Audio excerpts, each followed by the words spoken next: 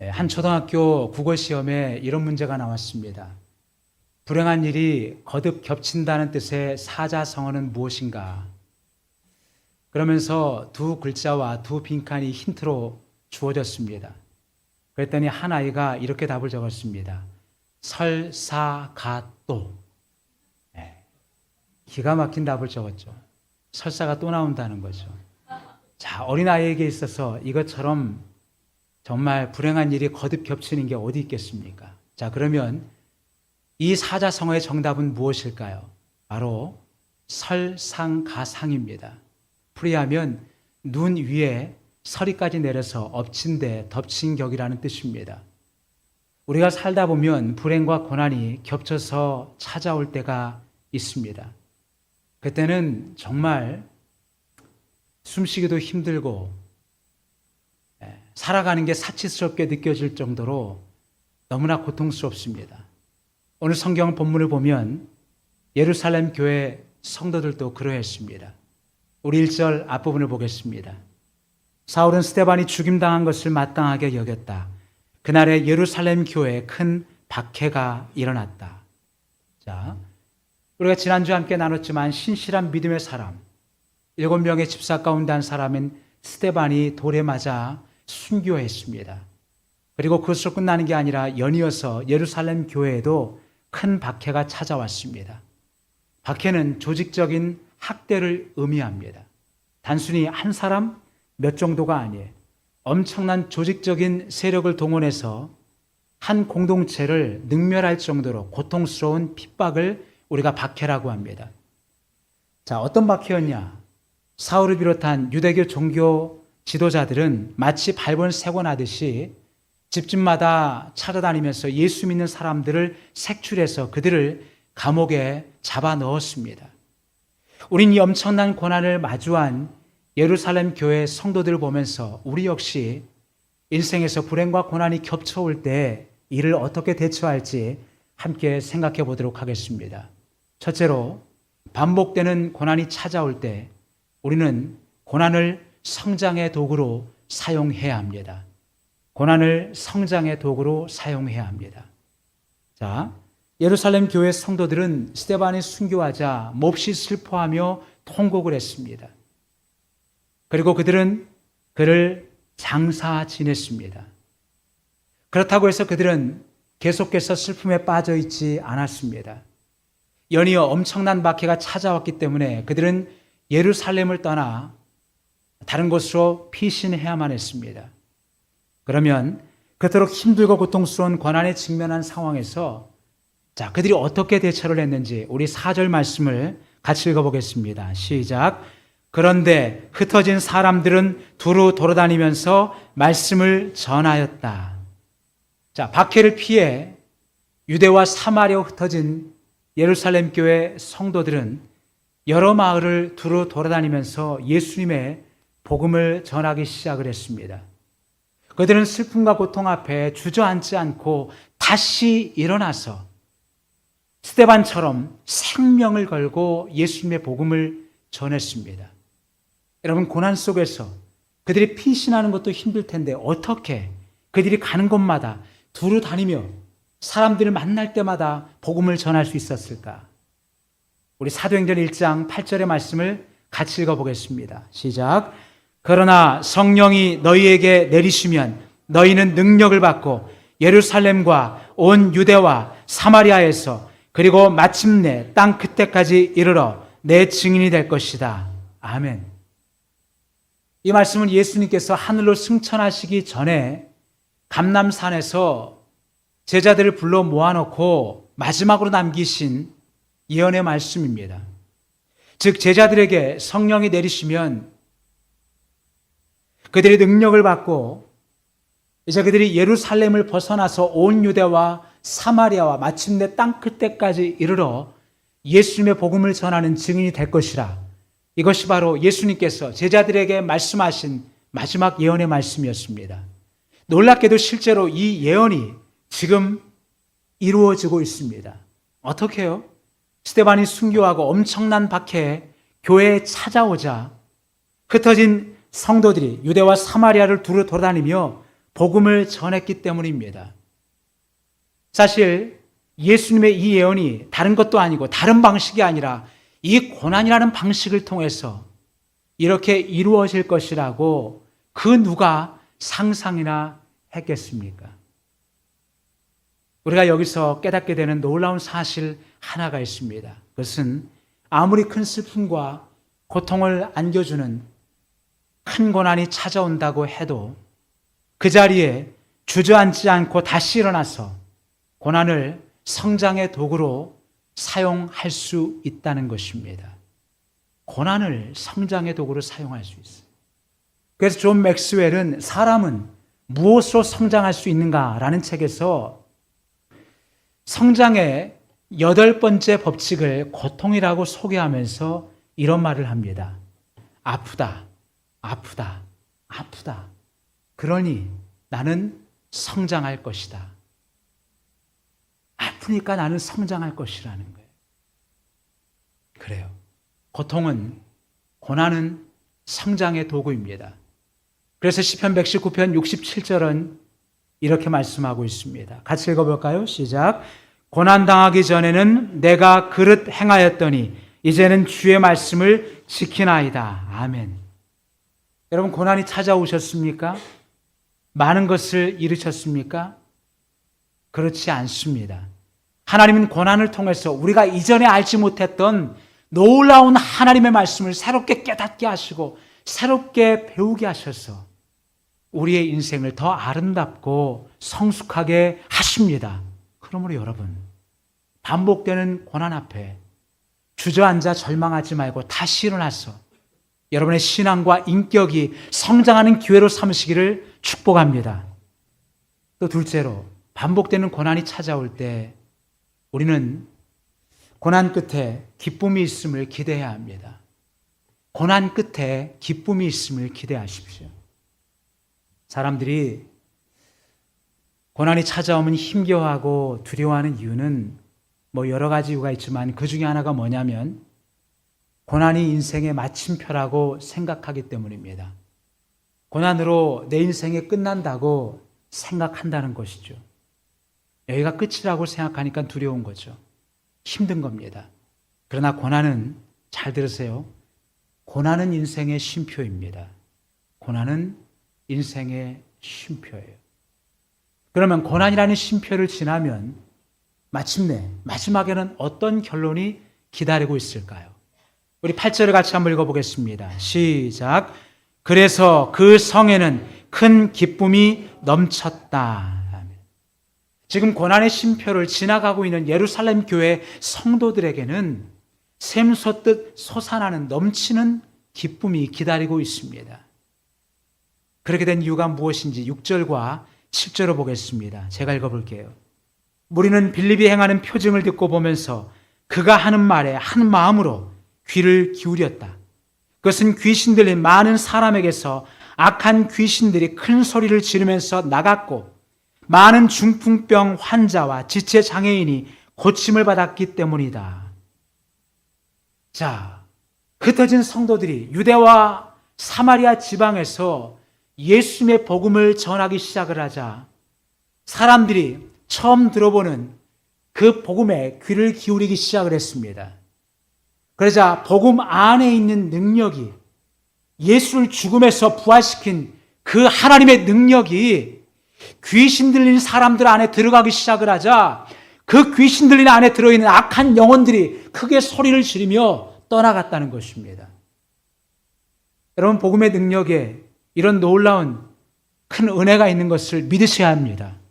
여러분, 복음이요, 한 사람 안에 들어가면 그 사람 안에 있는 악한 귀신이 떠날 수 있고요, 그리고 그를 붙잡고 있는 주인 되었던 악한 사탄이 떠나간다는 것입니다. 믿으십니까? 여러분, 복음은 능력이에요. 하나님의 능력입니다. 그래서 우리가 이 복음에 생명을 걸고 이것을 전하는 거예요. 고난을 받아도 이 고난이 문제가 아니라 복음을 전하는 거예요. 그 복음이 사람들에게 들어가기 시작하자 중풍병자가, 지체 장애인들이 치유가 되었다는 것입니다. 나는 오늘 여러분에게도 이 복음의 능력이 임하기를 축원합니다. 정신이 혼미하고 삶의 중심에 흔들리는 자들에게 복음이 들어갈 때 삶의 기준이 예수께 향하기를 바랍니다. 여러분의 질병이 치유되기를 축원합니다. 아멘 하시라고요, 여러분. 복음의 능력이 있다고요. 여러분, 콩으로 메주를 쓰는 것 여러분 믿으세요? 그러면 복음이 사람을 변화시킬 것이라고 믿으십니까? 믿으셔야 돼요.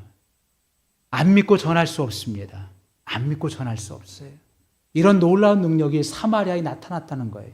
흩어진 성도들을 통해서. 그러자 그 놀라운 기적을 보면서 사마리아 성의 사람들 속에 큰 기쁨이 넘쳐났어요. 우리가 여기서 깨달아야 할 중요한 원리가 있어요. 지금 우리가 겪는 큰 고난이 당장은 너무나 힘들고 고통스럽게 느껴지지만 결국 그 큰 고난은 마침내 큰 기쁨이 되는 도구로 사용될 수 있다는 것이죠. 그런데 고난이 기쁨이 되려면 반드시 기억할 것이 있습니다.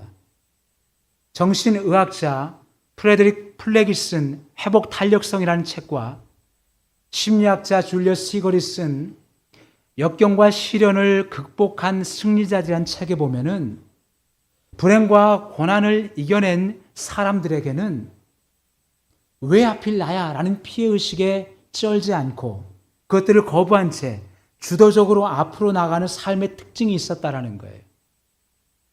고난을 기쁨으로 바꾸는 사람들은 피해의식이나 자기 연민에 빠져 있지 않고 뚜벅뚜벅 한 걸음 한 걸음씩 앞으로 걸음을 향해 나아갔다라는 것입니다. 예루살렘 교회 성도들도 그러했습니다. 그들이 주님을 사랑하고 성령으로 충만할수록 스데반이 순교하고 예루살렘 교회에 큰 박해가 찾아왔어요. 그런데도 그들은 왜 하필 나야라는 피해의식을 거부하고 주님을 위해 고난받는 것을 영광스럽고 당연하게 여기면서 흩어진 곳에 생명을 걸고 복음을 전했습니다. 그러자 예수님의 예언대로 예루살렘을 벗어나서 유대와 사마리아까지 복음이 전해지면서 큰 기쁨이 나타나기 시작을 한 것입니다. 그러면 여러분, 설상가상으로 복음과 고난이 겹쳐올 때 여러분 두려워하지 마세요. 불평하지 마십시오. 기죽지 마십시오. 주눅들어하지 마시길 바랍니다. 어떻게 해야 될까요?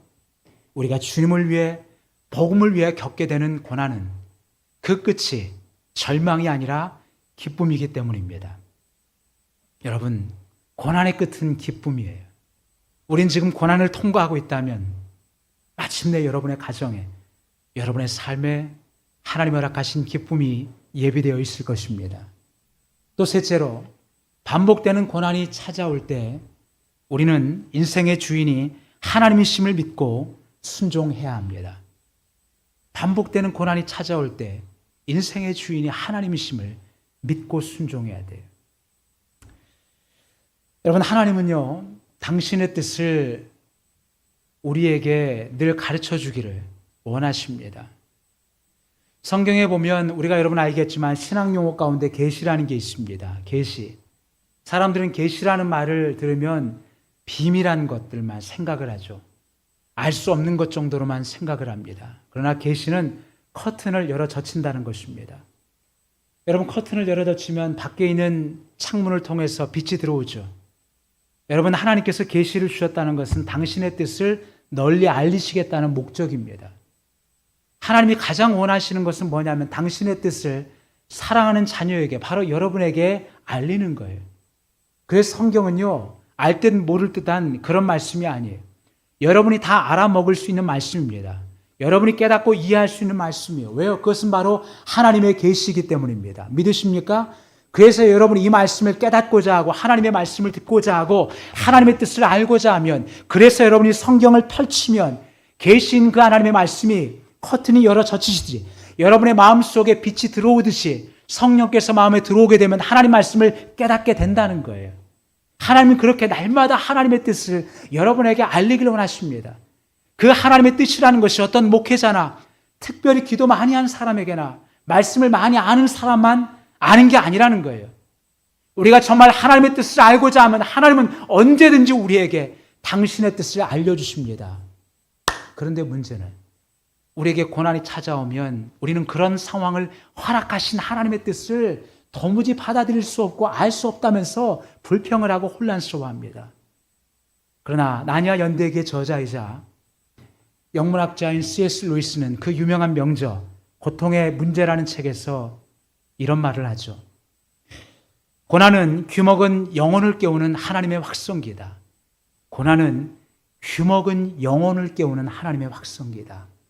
즉 하나님의 뜻을 깨닫지 못하는 사람을 향해서 하나님은 더 크고 분명하게 하나님의 뜻을 말씀하시는데, 다른 말로 하면 그 고난이야말로 하나님께서 우리에게 말씀하고자 하는 메가폰, 확성기라는 것입니다. 다시 말해 고난의 때가 되면 하나님이 우리에게 하고자 하시는 말씀이 더 분명하고 더 크게 들린다는 것입니다. 그래서 여러분, 우리에게 고난이 찾아오면 우리가 가장 먼저 하나님의 뜻이 무엇입니까? 라고 물어야 돼요. 여러분, 저를 보세요. 여러분, 고난이 뭐냐면 우리의 인생의 질서를 무너뜨리는 거예요. 여러분, 우리가 언제 안정이 됩니까? 내 뜻과 계획대로 인생이 흘러가는 것. 내 주변 사람들이 내가 원하는 대로 그 질서를 따라가는 거예요. 이거 평온이라고 하죠. 그런데 이것이 깨질 때가 있습니다. 그게 뭐예요? 고난이에요. 고난이 오면 내 뜻과 계획과 내 삶의 모든 여정이 다 깨져버리는 거예요. 거기서부터 사람들이 혼란스럽고 불안해지고 두려워지기 시작하는 겁니다. 그러면 하나님께서 왜 고난을 허락하실까요? 우리 인생의 질서를 뒤바꾸기를 원하시는 거예요. 네가 주인이 아니라는 거예요. 네 뜻과 네 계획대로 흘러가는 게 내 뜻이 아니라는 겁니다. 그러면서 하나님께서 고난을 통해서 완전히 뒤집어 버리는 거예요. 전복시켜 버리는 거예요. 하나님이 주인이심을 드러내는 거예요. 그게 바로 고난이라는 것입니다. 그러면 여러분, 고난이 찾아올 때 우리가 제일 먼저 할 게 뭡니까? 하나님을 향한 원망이에요? 하나님 왜 내 뜻대로 안 해주시고 이렇게 흐트러 버리시는 거예요? 그게 아니라 고난이 찾아올 때 인생의 주인이신 하나님의 뜻은 무엇입니까? 라고 물으셔야 된다는 거예요. 하나님이 주인이시기 때문에 하나님의 뜻을 물으셔야 돼요. 그러면 하나님께서 그 뜻을 우리에게 밝히 알려주십니다. 그리고 우리가 할 일은 그 하나님의 뜻에 순종하는 것입니다. 여러분, 예루살렘 교회 성도들도 그랬어요. 성령으로 충만해지고 수많은 사람들이 교회로 모여들기 시작을 하고 가진 이적과 기사가 나타나기 시작을 하고 부흥을 하는데, 왜 박해가 찾아오고 왜 고난이 찾아왔을까? 왜 믿음의 사람이었던 스데반이 돌에 맞아 죽었을까? 왜 집집마다 찾아다니면서 예수 믿는 사람들을 색출해서 발본 생원해서 감옥에 집어넣을까? 그때 그들이 뭘 생각했을까요? 하나님, 이 고난 속에서 하나님의 뜻은 무엇입니까? 교회를 세우신, 교회의 주인이신 하나님의 뜻은 무엇입니까? 이게 고난받은 자가 마땅히 고백해야 될 기도예요. 여러분, 그들이 그렇게 기도할 때 하나님의 뜻을 깨달았을 겁니다. 뭘 깨달았을까요? 하나님이 박해를 주시는 것은 예수님이 마지막으로 우리에게 남기신 사도행전 1장 8절의 말씀을, 그 예언의 말씀을 이 고난을 통해서 이루려 하시는구나. 우리끼리 좋고 여기서 행복하게 신앙생활하는 것, 이게 다가 아니라 주님의 목적은 예루살렘을 벗어나서 유대와 사마리아와 땅끝에까지 가는 건데 우리가 흩어지지 않으니까 하나님이 고난을 주셔서라도 흩으시는구나. 그들이 그것을 깨달은 거예요. 하나님의 뜻을.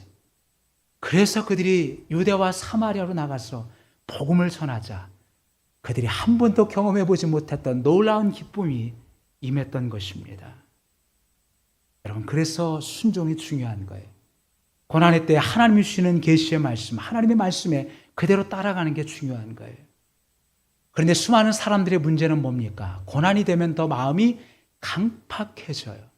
하나님께 따집니다. 왜 내 뜻대로 안 하고 하나님의 뜻대로 하시려고 합니까? 나와 너무나 다른 하나님의 뜻을 수용하고 인정하고 받아들이려 하지 않는다는 거예요. 얼마나 분노하고 얼마나 화를 내는지 모릅니다.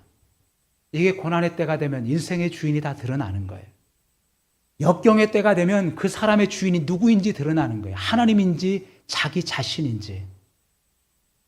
여러분, 고난의 때에 하나님 말씀에 순종하셔야 됩니다. 어느 교단의 목사고시에 이런 일이 있었습니다. 심사위원인 목사님이 목사 후보생인 한 전사님에게 물었습니다. 극심한 고난의 이야기인 욥기의 주인공은 누구입니까? 그랬더니 한 전사님이 아주 분명하게 욥이 주인공입니다 라고 대답을 했대요. 그러자 목사님이 흥분해서 큰 목소리로 이렇게 말했답니다. 아닙니다. 결코 아닙니다. 그러니 하나님의 말씀을 지금도 깨닫지 못하는 겁니다. 욥기의 주인공은 하나님이십니다. 욥기의 주인공은 하나님이십니다. 그래야 욥기에 그 고난의 고백이 풀릴 수가 있습니다. 욥기뿐만 아니라 성경 어느 본문에서도 하나님이 주인공이십니다. 하나님이 주인공이심을 알고 읽어야만 비로소 하나님의 말씀을 깨닫게 되고 메시지를 얻을 수 있고 우리 인생에 풀리지 않은 비밀이 하나님을 통하여 풀릴 수 있습니다. 여러분, 어디 성경만 그럴까요? 우리 인생의 주인공도 하나님이십니다. 믿으십니까? 이 사실이 분명해야 인생의 답도, 인생의 길도 분명해지는 것입니다. 그러면 아무리 큰 고난이 찾아온다 해도 큰 기쁨이 넘치는 삶을 살 수 있어요. 큰 고난 위에 그보다 더 큰 기쁨을 우리 하나님께서 예비해 놓고 계시기 때문입니다. 그러므로 사랑하는 여러분, 힘들고 고통스러운 고난이 찾아오면 가장 먼저 하나님 앞에 무릎을 꿇고 하나님이 고난을 통해서 나에게 알게 하시고 깨닫게 하시는 하나님의 뜻은 무엇입니까? 제가 그 뜻에 순종하겠습니다. 라고 여러분 고백하셔야 돼요. 우리 젊은 분들은 잘 모르겠지만 요즘 TV에서 활동도 하니까 그래도 아실 거예요. 개그우먼 이성미 씨라고 있어요. 키가 아주 아담하게 작은데 재치가 있어요. 예전에 70년대 말에 TV 개그 콘테스트에서 대상을 받고 화려하게 연예계 데뷔를 했습니다. 그런데 화려한 연예계 생활과는 달리 그분은 인생이 굉장히 불행했습니다. 사랑했던 그 유명 가수와 헤어지고 미혼모로 홀로 아들을 키웠습니다. 그러다 한 남자와 결혼해서 딸을 낳았지만 늘 죽음만 생각했습니다. 어느 타이밍에 내가 죽을까? 인터넷에 이성미라는 이름을 치면 가장 먼저 불행했던 과거의 이야기가 항상 언급이 되는 거예요. 지우고 싶었지만 지울 수 없는 그 부끄러운 과거 때문에 날마다 힘들었습니다. 그러다가 도저히 이런 상황에서 이 땅에서는 아들을 키울 수가 없겠다. 아들을 키울 수 없겠다 생각을 해서 TV 방송 4개와 라디오 방송 7개를 하고 있었는데 모두 접고 13살 아들과 3살 딸을 데리고 캐나다로 도망치듯 떠났습니다. 그런데 캐나다에서 이 아들이 적응을 못하고 계속 문제를 일으키고 엇나가기 시작을 하는 겁니다. 이성미 씨는 유명인인 자신의 이름에 자식이 여기까지 와서 먹칠한다는 사실에 너무 화가 나서 매일 아들에게 쌍욕을 퍼부었습니다. 불행을 피해서 도피처로 삼은 곳에서 자신의 인생을 저주하고 아들을 욕하며 살았어요. 불행의 연속이었습니다. 그러다 또 한 번은 아침에 열심히 새벽기도 갔다 와서 집으로 돌아왔는데 애가 학교를 가지 않고 누워있는 거예요. 너무 화가 나서 이렇게 욕을 했습니다. 이 빌어먹을 새끼야. 이 빌어먹을 새끼야. 어쩌면 부모가 할 수 있는 가장 상스럽고 저주스러운 욕일 겁니다. 이 거지 같은 새끼야. 나중에 빌어먹고 살아라. 이런 얘기죠. 자식한테 할 말은 아닙니다. 그렇게 욕을 하고서 방문을 꽝 닫고 자기 방으로 들어왔어요. 그런데 그때 하나님께서 이렇게 말씀하시랍니다. 네 아들 네 말대로 만들어 줄까? 네 아들 네 말대로 만들어 줄까? 하나님 이 음성이 들리는 거예요. 너무 큰 충격을 받고 너무 두려워서 하나님 앞에 울면서 기도했습니다. 하나님 용서해 주세요. 이성미 씨가 이런 불행한 과거를 통해서 자식을 낳다 보니 자식을 사랑하면서도 원망하고 내 인생이 꼬여버린 것에 대한 너무 큰 고통이 있으니까 17년간 아들을 낳으면서 계속 욕만 했어요. 온갖 저주를 다 퍼부은 거예요. 그래서 하나님 앞에 17년간 욕했던 것을 회개했습니다. 그리고 하나님 말씀에 순종해서 이제는 다시 욕하지 않겠습니다. 그렇게 기도하고 정말 욕을 안 했어요. 그랬더니 아들이 묻습니다. 왜 욕 안 해? 아들이 이상한 거예요. 그랬더니 이성미 씨가 아들에게 엄마가 그동안 너무 잘못했어. 용서해줘. 그러면서 아들 앞에 무릎을 꿇고 용서를 구했다는 거예요. 그리고 이후부터 이 아이가 조금씩 변하기 시작을 했습니다. 그리고 지금은 목회자가 되기 위해서 신학을 공부하고 있습니다. 하루는 이성민 씨가 하나님께 물었답니다. 하나님, 내 아들 내 말대로 잘하지 않게 해주셔서 너무 감사합니다. 그런데 하나님, 왜 우리 가정을 이렇게 사랑해 주시고 이렇게 잘 되게 하세요? 라고 물었습니다. 그랬더니 하나님이 이성미 씨에게 이렇게 말씀하더랍니다. 네가 그날부터 내 말에 순종했잖아. 성미야, 넘어져도 괜찮아. 쓰러져도 괜찮아. 말씀만 붙들고 있으면 순종할 수 있어. 말씀만 붙들고 있으면 순종할 수 있어. 여러분, 반복되는 고난이 찾아올 때 내 인생을 저주하고 남을 탓하며 욕을 하시겠습니까? 아니면 하나님의 말씀에 순종하시겠습니까? 반복되는 고난이 찾아올 때 피해의식에 쩔어서 왜 하필 나만 고난당하느냐고 하나님을 원망하시겠습니까? 아니면 비록 넘어지고 쓰러져도 하나님께 내 인생의 삶의 문제를 내어놓고 그분의 뜻을 묻고 그 뜻에 순종하며 사시겠습니까? 여러분, 우리 하나님은 극심한 고난 속에서 내가 했던 그 순종의 고백과 결단을 다 기억하십니다. 다 기억하세요. 그리고 여러분을 위해서 큰 고난 후에 큰 기쁨을 예비해 놓고 계십니다. 그러므로 여러분, 반복되는 고난이 찾아올 때 이렇게 기도하세요. 하나님, 내 인생의 사도행전 8장의 말씀이 이루어지게 하여 주십시오. 내 인생의 1절은 큰 박해였어도 내 인생의 마지막 8절은 큰 기쁨이 넘쳐나게 해 주십시오. 여러분, 이게 너무 길면요, 이 기도에 딱 두 글자만 기억을 하세요. 큰 고난, 큰 기쁨. 하나님, 큰 고난과 큰 기쁨. 이게 나의 기도가 되게 해 주십시오. 여러분, 고난 속에서 계속 기도하세요. 그러면 하나님께서 여러분의 인생 속에 큰 고난 후에 반드시 큰 기쁨을 허락하시는 축복을 허락하실 줄 믿으시기를 바랍니다.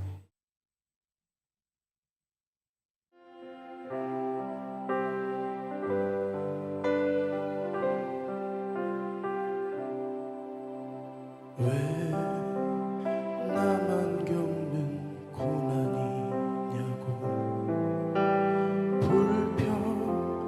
불평하지 마세요. 고난의 뒤편에 있는 주님이 주실 축복 미리 보면서 감사하세요.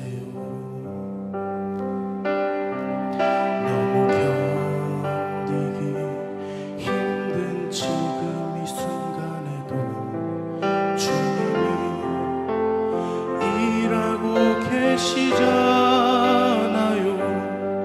남들은 지쳐 앉아 있을지라도 당신만은 일어서세요. 힘을 내세요. 힘을 내세요.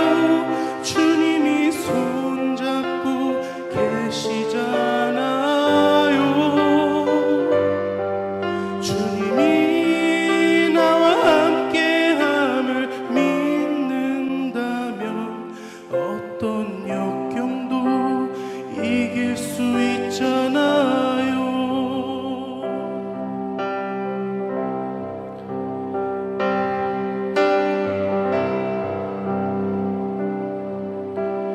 왜 이런 슬픔 찾아왔는지 원망하지 마세요. 당신이 잃은 것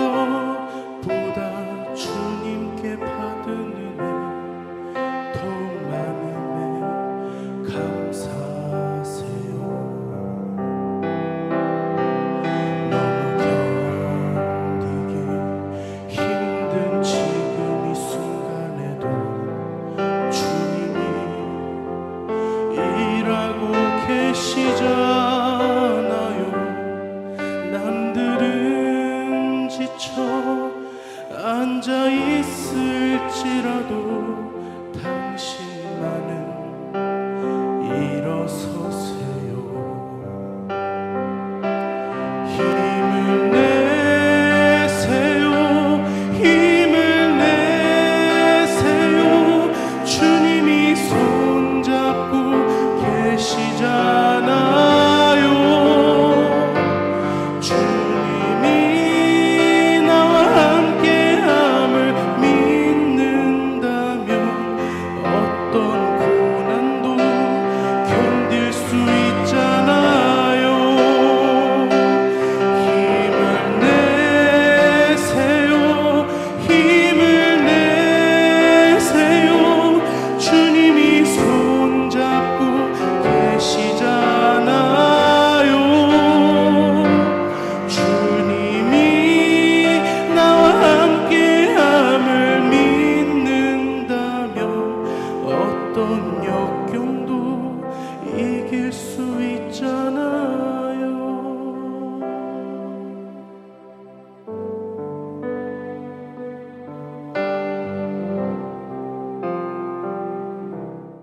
성도에게는 주님을 사랑할수록 성령으로 충만해질수록 고난이 찾아옵니다. 우리가 세상과 짝하고 세상의 쾌락을 즐거워하는데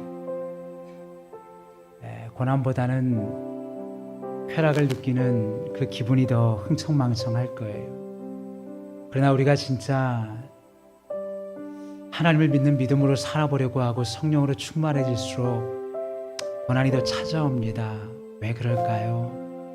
하나님은 고난을 통해서 우리를 향한 하나님의 뜻을 밝히 드러내고 싶어 하시기 때문입니다. 그리고 우리의 인생을 더 성장시키고 성숙시키려고 하시기 때문에 그렇습니다. 그런데 고난이 꼭 힘들고 어려운 것만은 아닙니다. 반드시 그 끝은 기쁨으로 열매를 맺습니다. 그리고 그 상황 속에서 힘들고 어려워도 하나님의 뜻에 우리가 순종하며 이 고난을 하나님의 은혜로 넘어가고 극복할 수 있게 해달라고 기도하며 나아가면 하나님 반드시 우리를 붙들어 주십니다. 오늘 이 시간 힘들고 어려운 분들이 있죠? 왜 없겠어요? 다 힘들고 어렵죠. 쉬운 인생 하나도 없습니다. 살아있는 것 자체가 어려움입니다. 우리 시간 기도할 때 하나님, 이 고난 속에서 내 인생의 주인 되신 하나님의 뜻에 순종하며 나아가게 해주십시오. 힘들고 고통스러워도 쓰러져도 넘어져도 하나님 말씀 붙들고 순종하게 해주십시오. 불평하지 말고 원망하지 말고 그동안 하나님이 주신 것에 감사하며 믿음으로 이 고난을 잘 이겨나가게 달라고 우리 다 같이 주여 한번 부르고 기도하겠습니다.